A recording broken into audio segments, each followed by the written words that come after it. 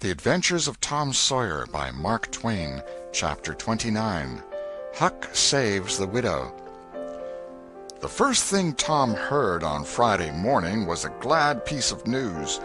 Judge Thatcher's family had come back to town the night before. Both Injun Joe and the treasure sank into secondary importance for a moment, and Becky took the chief place in the boy's interest. He saw her, and they had an exhausting good time playing High Spy and Gully Keeper with a crowd of their schoolmates. The day was completed and crowned in a peculiarly satisfactory way. Becky teased her mother to appoint the next day for the long-promised and long-delayed picnic, and she consented. The child's delight was boundless, and Tom's not more moderate. The invitations were sent out before sunset, and straightway the young folks of the village were thrown into a fever of preparation and pleasurable anticipation. Tom's excitement enabled him to keep awake until a pretty late hour, and he had good hopes of hearing Huck's mow and of having his treasure to astonish Becky and the picnickers with next day. But he was disappointed. No signal came that night. Morning came eventually, and by 10 or 11 o'clock a giddy and rollicking company were gathered at Judge Thatcher's, and everything was ready for a start. It was not the custom for elderly people to mar picnics with their presence. The children were considered safe enough under the wings of a few young ladies of 18 and a few young gentlemen of 23 or thereabouts. The old steam ferry boat was chartered for the occasion. Presently the gay throng filed up the main street laden with provision baskets. Sid was sick and had to miss the fun. Mary remained at home to entertain him. The last thing Mrs. Thatcher said to Becky was, "You'll not get back till late. Perhaps you'd better stay all night with some of the girls that live near the ferry landing, child." "Then I'll stay with Susie Harper, Mama." "Very well. And mind and behave yourself, and don't be any trouble." Presently, as they tripped along, Tom said to Becky, "Say, I'll tell you what we'll do. Instead of going to Joe Harper's, we'll climb right up the hill and stop at the Widow Douglas's. She'll have ice cream. She has it most every day. Dead loads of it. And she'll be awful glad to have us." "Oh, that will be fun." Then Becky reflected a moment and said, "But what will Mama say?" "Well, how she'll ever know."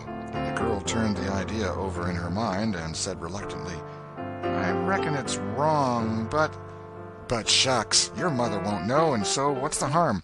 All she wants is that you'll be safe, and I bet you she'd have said go there if she'd have thought about it. I know she would." The Widow Douglas's splendid hospitality was a tempting bait. It and Tom's persuasions presently carried the day, so it was decided to say nothing to anybody about the night's program. Presently it occurred to Tom that maybe Huck might come in this very night and give the signal. The thought took a deal of the spirit out of his anticipation. Still, he could not bear to give up the fun at Widow Douglas's. And why should he give it up, he reasoned. The signal did not come the night before, so why should it be any more likely to come tonight? The sure fun of the evening outweighed the uncertain treasure, and, boylike, he determined to yield to the stronger inclination and not allow himself to think of the box of money another time that day. 3 miles below town the ferry boat stopped at the mouth of the woody hollow and tied up. The crowd swarmed ashore, and soon the forest distances and craggy heights echoed far and near with shoutings and laughter. All the different ways of getting hot and tired were gone through with, and by the rovers straggled back to camp fortified with responsible appetites, and then the destruction of the good things began. After the feast there was a refreshing season of rest and chat in the shade of spreading oaks. By and by somebody shouted, "Who's ready for the cave?"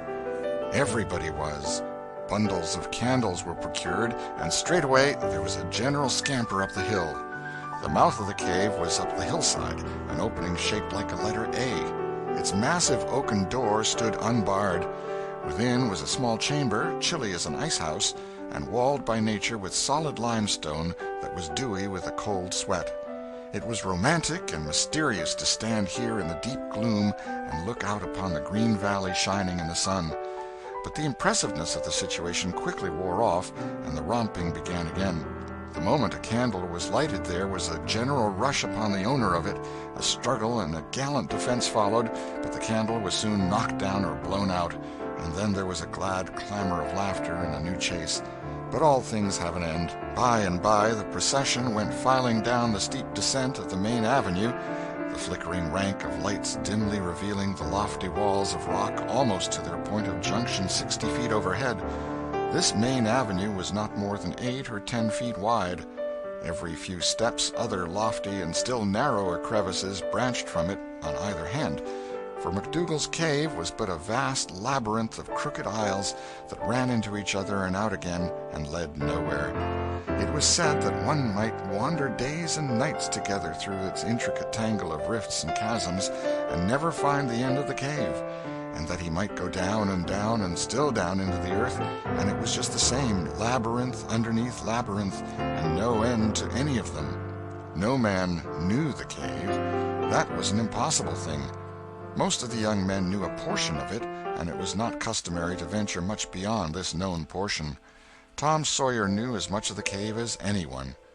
The procession moved along the main avenue some 3/4 of a mile, then groups and couples began to slip aside into branch avenues, fly along the dismal corridors, and take each other by surprise at points where the corridors joined again. Parties were able to elude each other for the space of half an hour without going beyond the known ground. By and by, one group after another came straggling back to the mouth of the cave, panting, hilarious, smeared from head to foot with tallow drippings, daubed with clay, and entirely delighted with the success of the day. Then they were astonished to find that they had been taking no note of time, and that night was about at hand. The clanging bell had been calling for half an hour. However, this sort of close to the day's adventures was romantic and therefore satisfactory. When the ferry-boat with her wild freight pushed into the stream, nobody cared sixpence for the wasted time but the captain of the craft.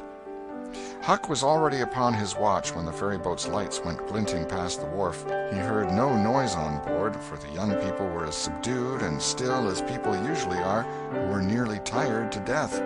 He wondered what boat it was and why she did not stop at the wharf, and then he dropped her out of his mind and put his attention upon his business. The night was growing cloudy and dark. 10 o'clock came, and the noise of vehicles ceased. Scattered lights began to wink out. All straggling foot passengers disappeared. The village betook itself to its slumbers and left the small watcher alone with the silence and the ghosts. 11 o'clock came, and the tavern lights were put out. Darkness everywhere now. Huck waited what seemed a weary long time, but nothing happened. His faith was weakening. Was there any use? Was there really any use? Why not give it up and turn in? A noise fell upon his ear. He was all attention in an instant. The alley door closed softly. He sprang to the corner of the brick store. The next moment 2 men brushed by him, and one seemed to have something under his arm. It must be that box. So they were going to remove the treasurer. Why call Tom now? It would be absurd. The men would get away with the box and never be found again. No, he would stick to their wake and follow them. He would trust to the darkness for security from discovery. So, communing with himself, Huck stepped out and glided along behind the men, cat-like, with bare feet, allowing them to keep just far enough ahead not to be invisible. They moved up the river street 3 blocks, then turned to the left up a cross street.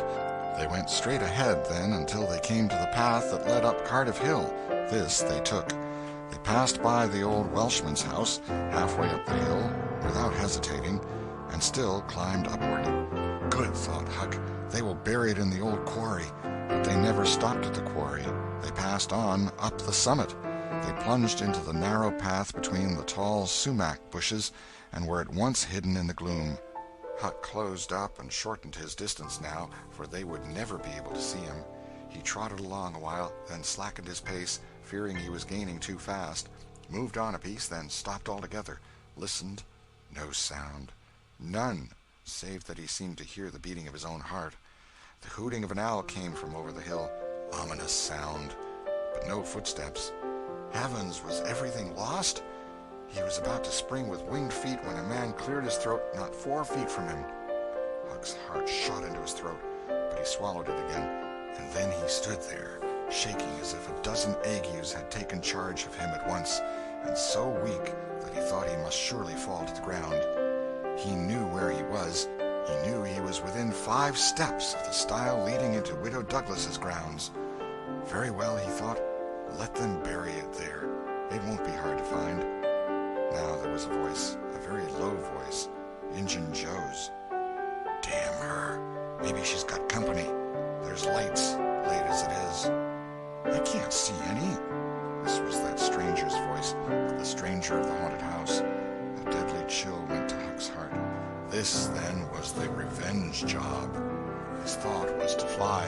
Then he remembered that the widow Douglas had been kind to him more than once, and maybe these men were going to murder her. He wished he dared venture to warn her, but he knew he didn't dare. They might come and catch him. He thought all this and more in the moment that lapsed between the stranger's remark and Injun Joe's next, which was, "Because the bush is in your way. Now this way. Now you see, don't you?" "Yes. Well, there is company there, I reckon. Better give it up." "Give it up? And I just leaving this country forever?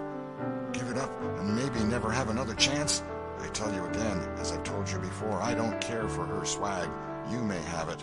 But her husband was rough on me. Many times he was rough on me. And mainly he was the justice of the peace that jugged me for a vagrant. And that ain't all.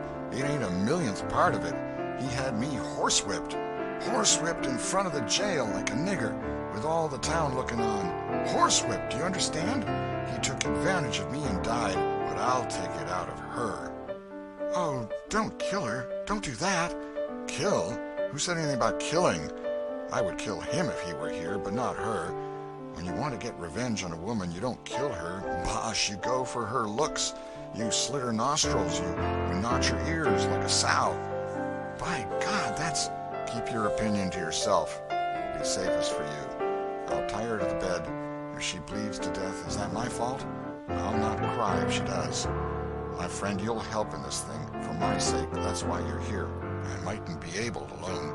If you flinch, I'll kill you. Do you understand that? And if I have to kill you, I'll kill her. And then I reckon nobody'll ever know much about who done this business." "Well, if it's got to be done, let's get at it. The quicker the better. I'm all in a shiver." "Do it now? And company there? Look here, I'll get suspicious of you first thing you know. No, we'll wait till the lights are out. There's no hurry." Huck felt that a silence was going to ensue, a thing still more awful than any amount of murderous talk, so he held his breath and stepped gingerly back, planted his foot carefully and firmly, after balancing, one-legged, in a precarious way, and almost toppling over, first on one side and then on the other. He took another step back with the same elaboration and the same risks, then another and another, and a twig snapped under his foot. His breath stopped and he listened. There was no sound. The stillness was perfect. His gratitude was measureless. Now he turned in his tracks between the walls of sumac bushes, turned himself as carefully as if he were a ship, and then stepped quickly but cautiously along. When he emerged at the quarry he felt secure, and so he picked up his nimble heels and flew. Down, down he sped till he reached the Welshman's. He banged at the door, and presently the heads of the old man and his two stalwart sons were thrust from the windows. "What's the row there? Who's banging? What do you want?" "Let me in, quick! I'll tell everything." "Why, who are you?" "Huckleberry Finn! Quick, let me in!" "Huckleberry Finn, indeed. It ain't a name to open many doors, I judge. But let him in, lads, and let's see what's the trouble." "Please don't ever tell I told you," were Huck's first words when he got in. "Please don't. I'd be killed, sure. But the widow's been good friends to me sometimes, and I want to tell. I will tell if you'll promise you won't ever say it was me." "By George, he has got something to tell, or he wouldn't act so," exclaimed the old man. "Out with it, and nobody here'll ever tell, lad." 3 minutes later the old man and his sons, well armed, were up the hill and just entering the sumac path on tiptoe, their weapons in their hands. Huck accompanied them no farther. He hid behind a great boulder and fell to listening. There was a lagging, anxious silence, and then all of a sudden there was an explosion of firearms and a cry. Huck waited for no particulars. He sprang away and sped down the hill as fast as his legs could carry him. End of chapter 29.